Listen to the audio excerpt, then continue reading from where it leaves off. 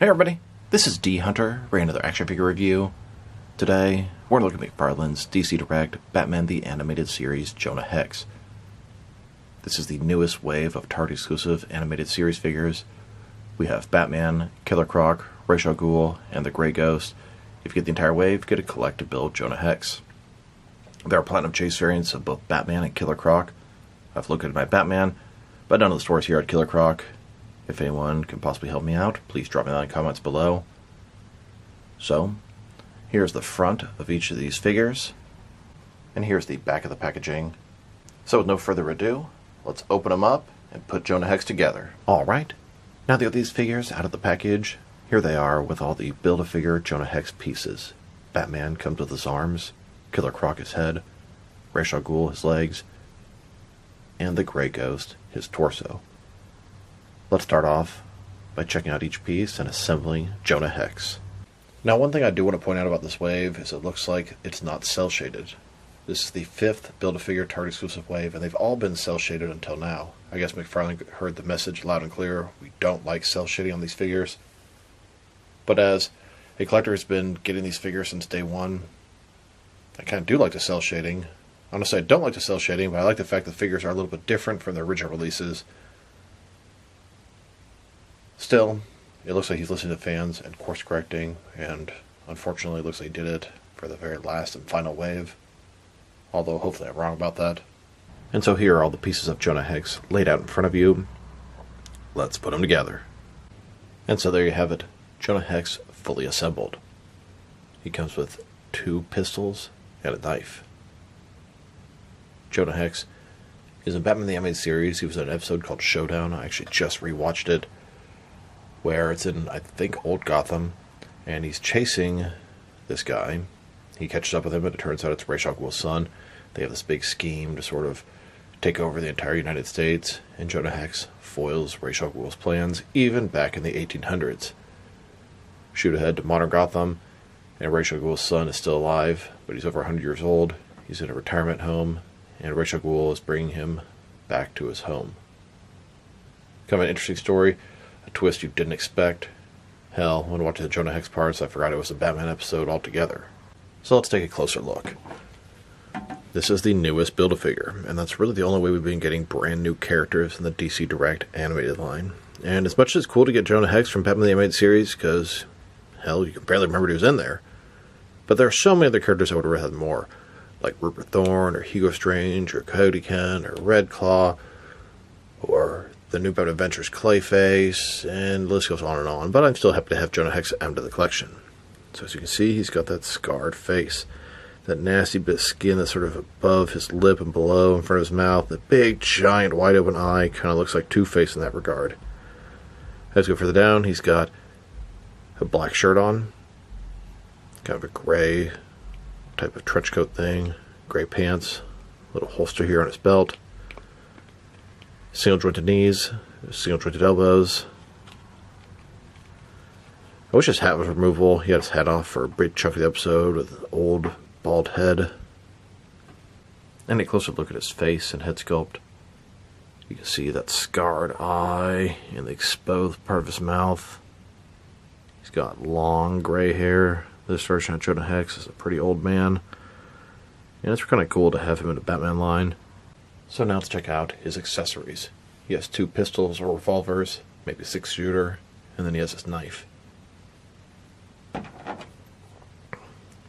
The guns look pretty cool, and simply the fact that we're getting guns is pretty nice. The sculpt is good.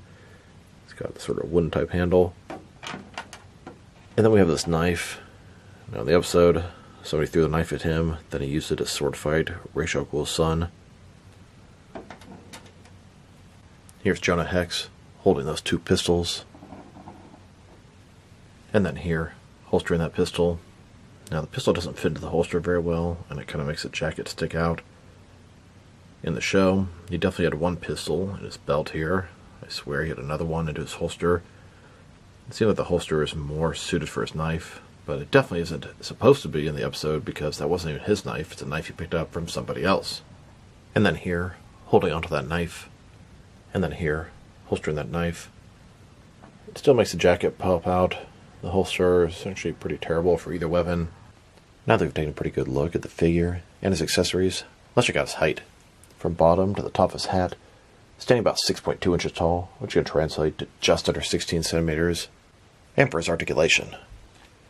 Starting with his head, of course, it can rotate side to side, can sort of turn from side to side, looks up, not that much, but down a ton. Shoulders, on a ball joint, goes up a little bit less than 90 degrees, up, down, around. He's got a single jointed elbow, goes in less than 90 degrees with rotation. His wrist can rotate, and it is hinged. The torso is one solid piece. He's got a traditional waist swivel. Legs, almost complete as splits. Ball joints inside of there, a little ball with a peg. Rotation, minimum at best. They go forward all the way. Back, not much. Single jointed knee, less than 90 degree bend. And his ankle. Forward and back. Rotate. Tilt rock at least a little bit. It's a kind of weird ball joint inside of there. Now let's pull out this old Western type diorama. Don't get to use this thing too often. Here's a look at Jonah Hex with his horse, the General, walking through the streets of old Gotham. And in case you were curious, Jonah Hex does fit on the multiverse version's horse. Scale-wise, pretty good. Style-wise, Jonah Hex a little bit too cartoony. The horse a little bit too realistic. Now let's check them out. Next is with their action figures. Starting off with some of their Jonah Hex figures. Here's this DC Direct Jonah Hex. Next to a Mattel DC Universe Classics Jonah Hex, which is also a very nice figure. And then here he is, next to both the regular and Platinum Chase variants of the McFarlane DC Multiverse Jonah Hex. And so here are all the Jonah Hex figures I have, by McFarlane, DC Direct, and Mattel. I've always kind of wanted the movie version of Jonah Hex. Not that it's that good of a figure or anything, but, yeah, wouldn't mind getting it. It's pretty cheap on the secondary market. Now let's check him out, next to some other DC Direct Batman the Animated Series figures. Here he is, next to the rest of his wave. At least all the ones I've tracked down so far. We have Batman, the Platinum Gold version of Batman, Jonah Hex, the Grey Ghost, Killer Croc, and Ra's al Ghul. It is very appropriate for Ra's al Ghul to be in this wave because he interacted with Jonah Hex in that episode. There is also a Platinum Chase variant of Killer Croc, a green version, and then the hunt for him. And here he is, next to the previous Target exclusive wave. We have Hardak Batman, Phantasm, Bane, Poison Ivy, Collectibuild Bruce Wayne. And now, with the third wave, Batgirl, Lightning Strike Batman, Two-Face, Princess Joker, Collectibuild Maxi Zeus. Next, with the second wave, both the regular and Platinum versions of Jim Gordon, Blind as a Bat Batman, Trenchcoat Joker, the Riddler, Collectibuild Lockup.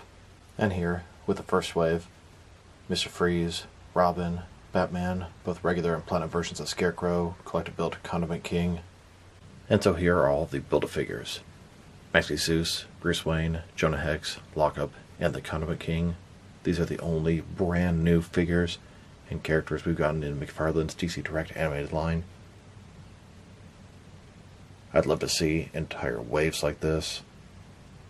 Here he is with McFarlane's most recent, the new Batman Adventures offerings.